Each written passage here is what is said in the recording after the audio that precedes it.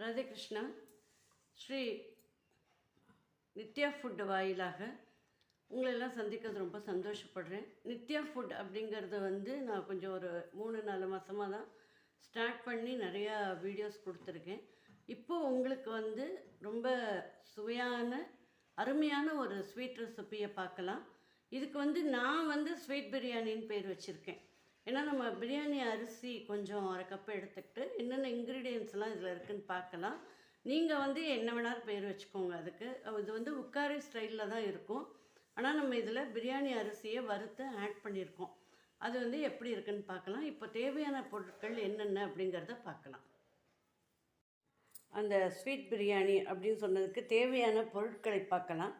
பாசிப்பருப்பு ஒரு 1/2 கப்பு, ரவை 1/2 கப்பு, தேங்காய் 1/2 கப்பு, அரிசி அதாவது பாஸ்மதி ரைஸு இது ஒரு 1/2 கப்பு, இதுக்கெல்லாம் சேர்த்து 1/2 கப்பு வெல்லம், பொடித்த வெல்லம், ஏலக்காயும் சர்க்கரையும் நான் பொடிச்சு வச்சுருக்கேன். இது முந்திரி பருப்பு ஒரு 10 முந்திரி பருப்பாக கட் பண்ணி வச்சுருக்கோம். நெய் ஒரு இவ்வளோ 1/2 கப்பு நெய் தான் தேவைப்படும். ஒரு 6-7 டேபிள் ஸ்பூன் நெய் தான் தேவைப்படும். அதை உருக்கி வச்சுருக்கேன். இப்போ இதை எப்படி செய்யறதுங்கிறத பார்க்கலாம். இப்போ பாஸ்மதி ரைஸை நம்ம இந்த அளவுக்கு வறுத்து வச்சுக்கலாம்.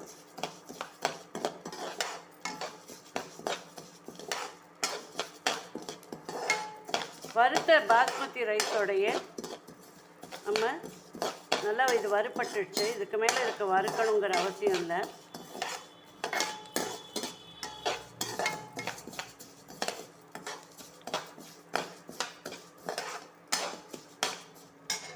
வறுத்த பாஸ்மதி ரைஸோடைய நம்ம எடுத்து வச்சுருக்கிற ரவையும் சேர்த்து வறுத்துக்கலாம். இப்போ எடுத்து வச்சுருக்கிற ரவையும் அதோடு சேர்த்துட்டோம். சேர்த்து நல்லா வறுத்துக்கலாம்.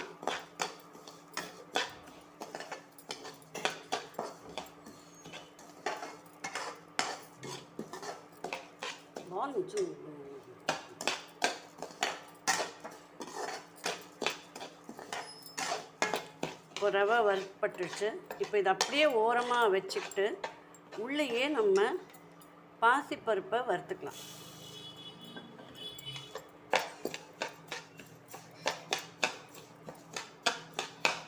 பாசிப்பருப்பை நல்லா கொஞ்சம் வாசனை வர வரைக்கும் வறுத்தா போதும். செவக்க வறுக்கணுங்கிற அவசியம் இல்லை. இப்போ இது 3ஓட சேர்ந்து அது நல்லா வறுப்பட்டுக்கும். இப்போது நம்ம ரைஸு, ரவை, பாசிப்பருப்பு இது 3ஐயும் சேர்த்து நல்லா வறுக்கிறோம்.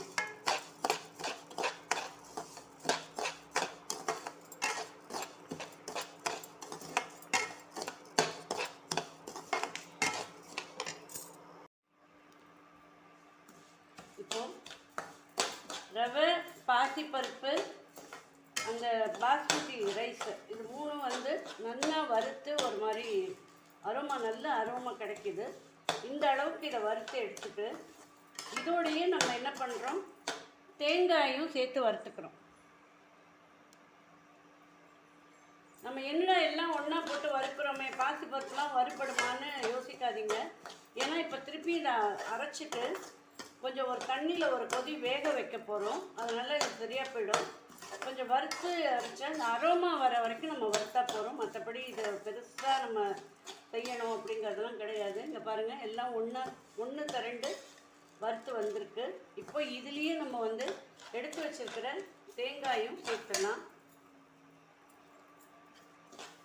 சேர்த்து இதையும் வறுத்து எடுத்துக்கலாம். நல்லா வறுக்கலாம். இந்த தேங்காய், பாஸ்மதி ரைஸு, ரவை, பாசிப்பருப்பு இது 4ம் சேர்ந்து வறுப்படுது. நமக்கு இந்த வறுப்பட்ட உடனே கொஞ்சம் ஆற விட்டுட்டு நம்ம மிக்சியில் போட்டு 1-2 அப்படியே கோர்ஸாக அரைச்சிட்டு வரணும். நல்லா நைஸாக அரைக்கணுங்கிறது இல்லை, நல்லா கோர்ஸாக கொஞ்சம் அப்படியே பொறுன்னு வர மாதிரி அரைச்சிட்டு வரணும். இப்போ இது நல்லா வறுப்பட்டுச்சு. இதுக்கப்புறம் இதை வறுக்கணுங்கிற அவசியம் கிடையாது. நல்லா வறுப்பட்டுச்சு. இப்போது நம்ம வறுத்ததை ஒரு தட்டுக்கு ட்ரான்ஸ்ஃபர் பண்ணிக்கலாம்.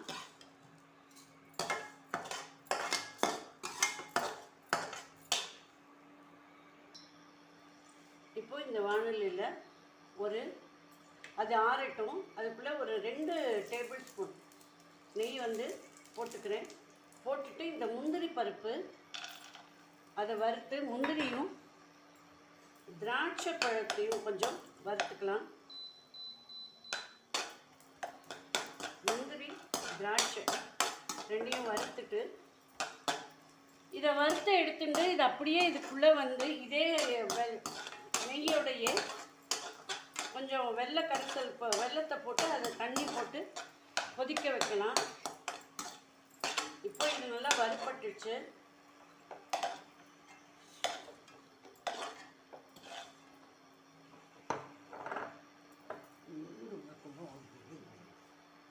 இப்போ இந்த வாணலிலேயே கொஞ்சம் வெல்லம் நம்ம எடுத்து வச்சுருக்கோம் இல்லையா, 1.5 கப் வெல்லம் எடுத்து வச்சுருக்கோம் இல்லையா, அதை வந்து இந்த நெய்யோட கொஞ்சம் புரட்டி விட்டோம்னா கொஞ்சம் சீக்கிரம் ஆகும். இதில் வந்து சும்மா ஒரு 1/2 கப்பு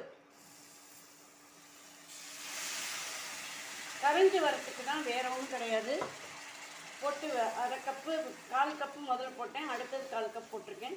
இந்த 1/2 கப்பு இது வந்து அப்படியே சிம்மரில் வந்து கொதிச்சிட்ருக்கட்டும். கொதிச்சிட்ருக்க நேரத்தில் நம்ம வறுத்து வச்சுருக்கோம் இல்லையா, இதை வந்து மிக்சர் ஜாரில் போட்டு நான் சிம்மரில் ஸ்லோ ஃப்ளேமில் வச்சுருக்கேன்.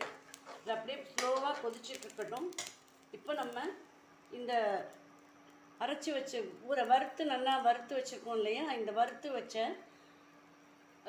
அரிசி, அதாவது பாஸ்மதி ரைஸு, பாசிப்பருப்பு, ரவை, தேங்காய் இதெல்லாம் வந்து நம்ம மிக்சியில் அப்படியே 1-2 அப்படியே அரைச்சிட்டு வரலாம். இது நல்லா அப்படியே கொதிச்சுட்டே இருக்கட்டும். நம்ம அரைச்சிட்டு வந்து எப்படி இருக்குது என்ன பண்ணுறோங்கிறத பார்க்கலாம். இப்போது நல்லா வெல்லம் கரைஞ்சிடுது. இப்போ இந்த கரைஞ்சதில் வந்து நான் மிக்சியில் அரைச்சிட்டு வந்திருக்கேன். பருப்பு 1-2 அரைஞ்சிருக்கு. இதை வந்து இந்த மாவை வந்து நல்லா சிம்மரில் வச்சுக்கோங்க. ஏன்னா நம்ம அதுக்கப்புறம் தண்ணி அதுக்கப்புறம் தான் சேர்க்க போகிறோம்.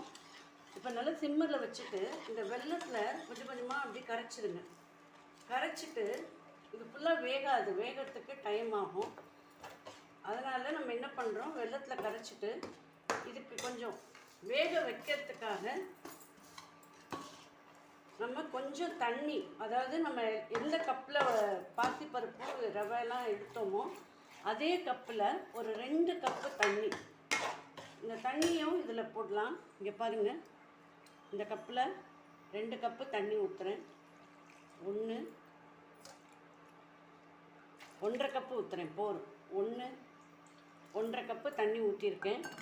இது அப்படியே நல்லா கிளறி விட்டுட்டு, இப்போ வந்து தண்ணியாக இருக்கிற மாதிரி இருக்கும். இந்த ரவை பாசி பருப்பெல்லாம் வேகும்போது உங்களுக்கு நல்லா கெட்டி கொடுத்து வந்துடும். இப்போது ஹை ஃப்ளேமில் வச்சுக்கிறேன்.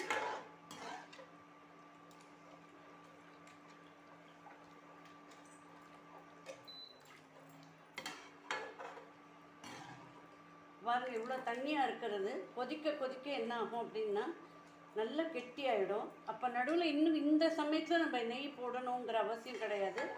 நெய் செலவும் நிறைய கிடையாது. ஒரு 6 டேபிள் ஸ்பூன் இருந்தால் போதும். 2 டேபிள் ஸ்பூன் போட்டு முந்திரி பருப்பை வறுத்தோம். இன்னும் நான் ஒரு 4 டேபிள் ஸ்பூன் வச்சுருக்கேன். இப்போ இது வந்து கொஞ்சம் நல்லா கெட்டி ஆகட்டுங்க. பாருங்கள், கெட்டி ஆக ஆரம்பிக்குது. நல்லா ஒட்டாமல் வரத்துக்காக கொஞ்சம் நெய் சேர்த்து பண்ணலாம். நான்ஸ்டிக்கில் பண்ணும்போது இன்னும் உங்களுக்கு நெய் கம்மியாகும். இது நான்ஸ்டிக்கு தான், ஆனால் கொஞ்சம் பழையதாயிடுச்சு. அந்தளவுக்கு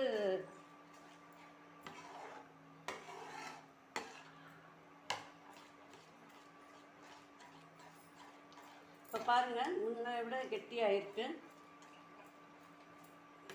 இப்போ இந்த ஸ்டேஜில் நம்ம என்ன பண்ணணும் அப்படின்னா, இன்னும் ஒரு 2 டேபிள் ஸ்பூன் வந்து நெய்யை போடலாம். நல்லா சுற்றி வர நெய் போட்டுட்டோம்னா நல்லாயிருக்கும். நான் வந்து இதை முழுக்க நெய் போட்டிருக்கேன். நீங்கள் வந்து இதில் வந்து ஒரு 6 டேபிள் ஸ்பூன் தேவைப்படுது அப்படின்னா ஒரு 3 டேபிள் ஸ்பூன் நெய், 3 டேபிள் ஸ்பூன் வந்து தேங்காய் எண்ணெய் போட்டுக்கோங்க. ஏன்னா அந்த தேங்காய் எண்ணெயோட வாசனை வந்து ரொம்ப நல்லாயிருக்கும். நம்ம கோல்டு வின்னர் வந்து ரிஃபைண்ட் ஆயிலில் வாசனை இல்லாத ஆயிலை போடுறத விட கடலெண்ணெய் போட வேண்டாம், தேங்காய் எண்ணெய். இப்போது ரவை, பாசிப்பருப்பு, அந்த பாஸ்மதி ரைஸ் இது மூணும் வந்து நல்லா வறுத்து ஒரு மாதிரி அரோமா, நல்ல அரோமா கிடைக்கிது. இந்த அளவுக்கு இதை வறுத்து எடுத்துட்டு இதோடையே நம்ம என்ன பண்ணுறோம், தேங்காயும் சேர்த்து வறுத்துக்கிறோம். நம்ம என்னடா எல்லாம் ஒன்றா போட்டு வறுக்கிறோமே, பாசிப்பருப்புலாம் வறுபடுமான்னு யோசிக்காதீங்க. ஏன்னா இப்போ திருப்பி இதை அரைச்சிட்டு கொஞ்சம் ஒரு தண்ணியில் ஒரு கொதி வேக வைக்க போகிறோம். அதனால் இது சரியாக போயிடும். கொஞ்சம் வறுத்து அரைச்சா அந்த அரோமா வர வரைக்கும் நம்ம வறுத்தா போகிறோம். மற்றபடி இதை பெருசாக நம்ம செய்யணும் அப்படிங்கிறதுலாம் கிடையாது. இங்கே பாருங்கள், எல்லாம் ஒன்று திரண்டு வறுத்து வந்திருக்கு. இப்போ இதுலேயே நம்ம வந்து எடுத்து வச்சிருக்கிற தேங்காயும் சேர்த்துடலாம். சேர்த்து இதையும் வறுத்து எடுத்துக்கலாம், நல்லா வறுக்கலாம். இந்த தேங்காய், பாஸ்மதி ரைஸு, ரவை, பாசிப்பருப்பு இது நாலும் வந்து சேர்ந்து வறுப்படுது நமக்கு. இந்த வறுப்பட்ட உடனே கொஞ்சம் ஆற விட்டுட்டு நம்ம மிக்சியில் போட்டு 1-2 அப்படியே கோர்ஸாக அரைச்சிட்டு வரணும். நல்லா நைஸாக அரைக்கணுங்கிறது இல்லை, நல்லா கோர்ஸாக கொஞ்சம் அப்படியே பொறுன்னு வர மாதிரி அரைச்சிட்டு வரணும். இப்போ இது நல்லா வறுப்பட்டுச்சு. இதுக்கப்புறம் இதை வறுக்கணுங்கிற அவசியம் கிடையாது. நல்லா வறுப்பட்டுச்சு. இப்போது நம்ம வறுத்ததை ஒரு தட்டுக்கு ட்ரான்ஸ்ஃபர் பண்ணிக்கலாம்.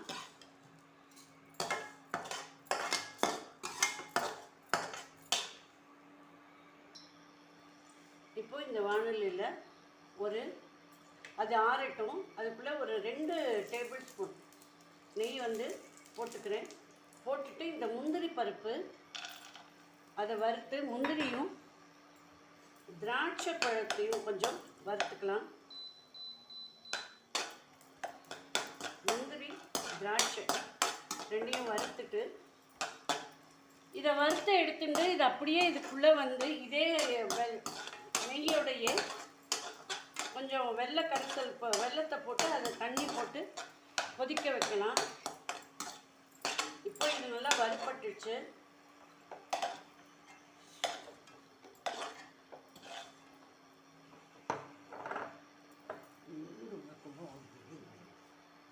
இப்போ இந்த வாணலிலேயே கொஞ்சம் வெல்லம் நம்ம எடுத்து வச்சுருக்கோம் இல்லையா, 1.5 கப் வெல்லம் எடுத்து வச்சுருக்கோம் இல்லையா, அதை வந்து இந்த நெய்யோட கொஞ்சம் புரட்டி விட்டோம்னா கொஞ்சம் சீக்கிரம் ஆகும். இதில் வந்து சும்மா ஒரு 1/2 கப்பு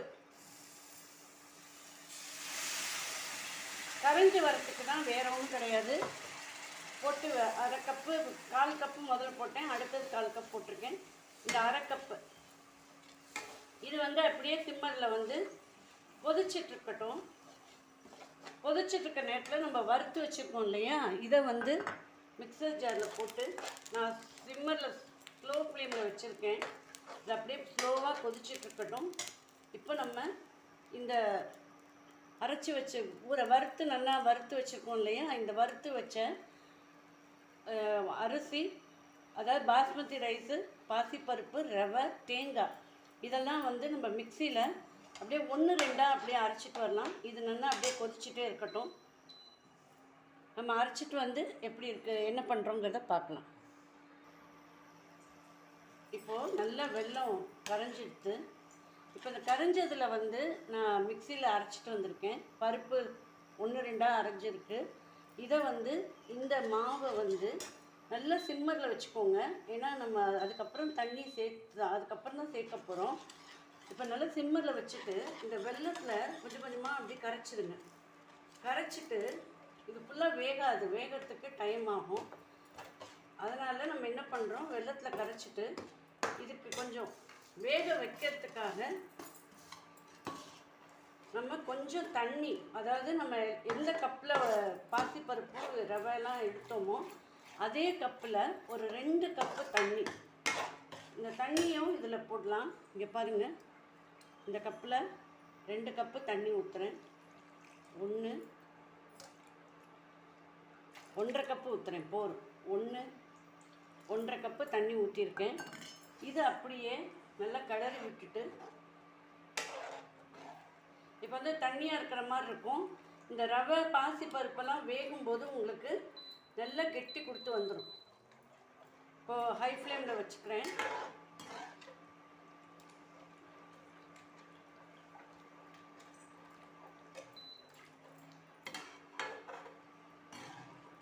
பாருங்கள் இவ்வளோ தண்ணியாக இருக்கிறது. கொதிக்க கொதிக்க என்ன ஆகும் அப்படின்னா நல்லா கெட்டி ஆகிடும். அப்போ நடுவில் இன்னும் இந்த சமயத்தில் நம்ம நெய் போடணுங்கிற அவசியம் கிடையாது. நெய் செலவும் நிறைய கிடையாது. ஒரு 6 டேபிள் ஸ்பூன் இருந்தால் போதும். ஒரு 2 டேபிள் ஸ்பூன் போட்டு முந்திரி பருப்பை வறுத்தோம். இன்னும் நான் ஒரு 4 டேபிள் ஸ்பூன் வச்சுருக்கேன். இப்போ இது வந்து கொஞ்சம் நல்லா கெட்டி ஆகட்டுங்க. பாருங்கள் கெட்டி ஆக ஆரம்பிக்குது. நல்லா ஒட்டாமல் வரத்துக்காக கொஞ்சம் நெய் சேர்த்து பண்ணலாம். நான்ஸ்டிக்கில் பண்ணும்போது இன்னும் உங்களுக்கு நெய் கம்மியாகும். இது நான்ஸ்டிக்கு தான், ஆனால் கொஞ்சம் பழையதாயிடுச்சு. அந்தளவுக்கு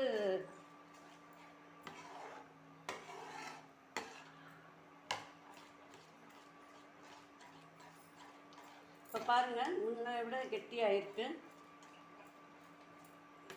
இப்போ இந்த ஸ்டேஜில் நம்ம என்ன பண்ணணும் அப்படின்னா இன்னும் ஒரு 2 டேபிள் ஸ்பூன் வந்து நெய்யை போடலாம். நல்லா சுற்றி வர நெய் போட்டுட்டோம்னா நல்லாயிருக்கும். நான் வந்து இது முழுக்க முழுக்க நெய் போட்டிருக்கேன். நீங்கள் வந்து இதில் வந்து ஒரு 6 டேபிள் ஸ்பூன் தேவைப்படுது அப்படின்னா ஒரு 3 டேபிள் ஸ்பூன் நெய், 3 டேபிள் ஸ்பூன் வந்து தேங்காய் எண்ணெய் போட்டுக்கோங்க. ஏன்னா அந்த தேங்காய் எண்ணெயோட வாசனை வந்து ரொம்ப நல்லாயிருக்கும். நம்ம கோல்டு வின்னர் வந்து ரிஃபைண்ட் ஆயிலில் வாசனை இல்லாத ஆயிலில் போடுறத விட கடலெண்ணெய் போட வேண்டாம், தேங்காய் எண்ணெய் போடுங்க. அது இன்னும் நல்லாயிருக்கும், டேஸ்ட்டாக இருக்கும். இப்போ அவ்வளோதான். இது பாருங்கள் நல்லா சுருண்டு வந்துகிட்டே இருக்குது.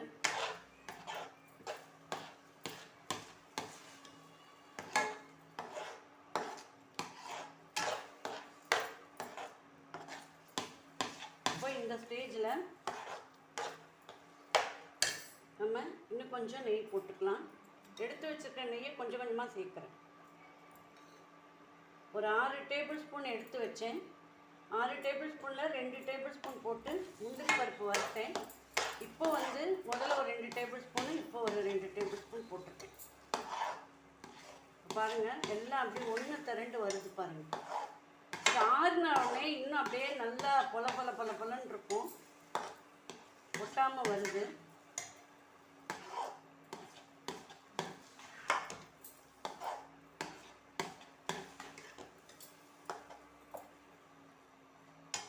இப்போது இந்த ஸ்டேஜில் நம்ம வறுத்து வச்ச முந்திரியும் திராட்சையும் இதுக்குள்ளே போட்டுடலாம். ஏலக்காயும் சர்க்கரையும் போட்டு மிக்சரில் பொடி பண்ணி வச்சுருக்கேன். அந்த ஏலக்காய் பொடியை உள்ளே போட்டுடலாம் வாசனைக்காக.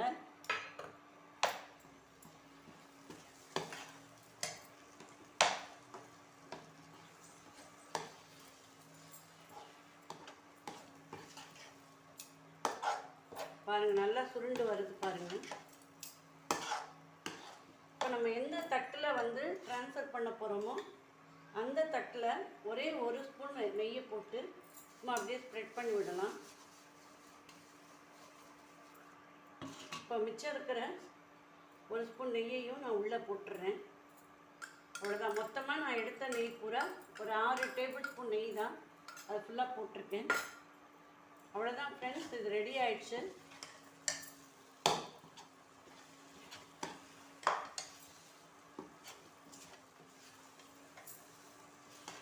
ரொம்ப அருமையான சுவையில் பாசிப்பருப்பு, பாஸ்மதி அரிசி, தேங்காய், ரவை எல்லாம் போட்டு நமக்கு கிடைச்ச அருமையான ஸ்வீட்டு.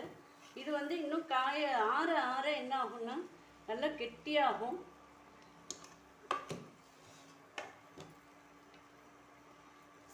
கொஞ்சம் கூட நம்ம இதில் ஸ்பூனில் ஒட்டாமல் வரும் நமக்கு. இப்போ ஸ்டவ் ஆஃப் பண்ணிடலாம்.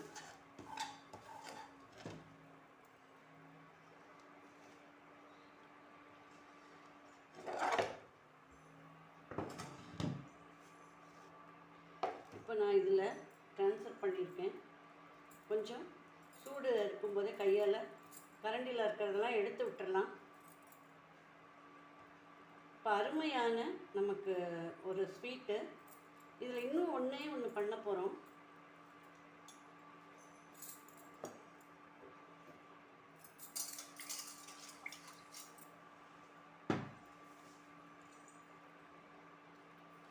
இந்த அருமையான இந்த ஸ்வீட்டை நம்ம ஸ்பூனில் வந்து நல்லா ஸ்ப்ரெட் பண்ணி விட்டுடலாம். இங்கே பாருங்கள், ஸ்பூனில் ஒட்டாமல் அப்படியே விடும். அவ்வளோ ஒரு அருமையான இதில் இன்னொன்று நம்ம எக்ஸ்ட்ரா என்ன பண்ண போகிறோம் அப்படின்னா, இந்த டைமண்ட் கல்கண்டு இருக்குது இல்லையா, இந்த டைமண்ட் கல்கண்டை இப்படி மேலே தூவி விட போகிறோம். இப்போது பழனி பஞ்சாமிர்தத்தில் எவ்வளோ நாள் ஆனாலும் அந்த கல்கண்டு வந்து நமக்கு தனியாக வாயில் கடிப்படும் இல்லையா, அது மாதிரி டேஸ்ட் இருக்கும். நல்லா கல்கண்டை வந்து தூவி விட்டுட்டு, இது ஸ்வீட்லலாம் இந்த ஷீட்லலாம் அவ்வளோ சீக்கிரம் கரையாது. அப்படியே தூவி விட்டுட்டு கொஞ்ச நேரம் ரெஸ்ட் பண்ணி விட்டுட்டு அப்புறம் இதை நல்லா புரட்டி விட்டுறலாம். இது வந்து ஒரு அருமையான டேஸ்ட்டு கொடுக்கும். நம்ம கடிக்கும்போது வாயில் வந்து கல்கண்டு வந்து நம்ம வாய்க்கு அப்படியே 1-2 நமக்கு கடிப்படும்போது சாப்பிட்றதுக்கு ரொம்ப அருமையாக இருக்கும். என்னோட இந்த டிஷ் உங்களுக்கு பிடிச்சிருந்ததுன்னா லைக் பண்ணுங்கள், ஷேர் பண்ணுங்கள். இதை வந்து நீங்கள் பிடிச்சி வீட்டில் இதே மாதிரி நான் சொன்ன மெஷர்மெண்ட்டில் சமைச்சு பாருங்கள். உங்களோட மேலான கமெண்ட்ஸை எனக்கு அனுப்புங்க. நன்றி, வணக்கம். ராதே கிருஷ்ணன்.